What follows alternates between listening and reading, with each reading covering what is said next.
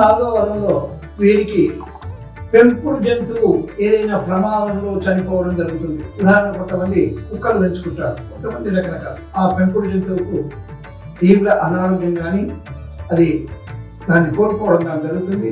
తద్వారా కుటుంబంలో ఉన్నటువంటి దంపతులు తీవ్రమైనటువంటి నిరాశ నిస్పృహలకు వెళ్ళేటువంటి అవకాశం మెండుగా ఉంది. మరి మనోవిచారము, అధైర్యము, మరి పారివాళ్లతో కానీ సమాజంలో ఉండే ఇతరులతో కానీ ఒత్తిడి, మానసిక ఒత్తిడి, ఇబ్బంది, మరి ఈ విధమైనటువంటి అనారోగ్య లక్షణాలు కూడా బాగా ఉన్నాయి. కాబట్టి వీరు ఈ నాలుగో వారంలో సింహరాశి వారు తప్పకుండా విష్ణు సహస్రనామ పారాయణం మొత్తం చేస్తే చాలా విశేషము.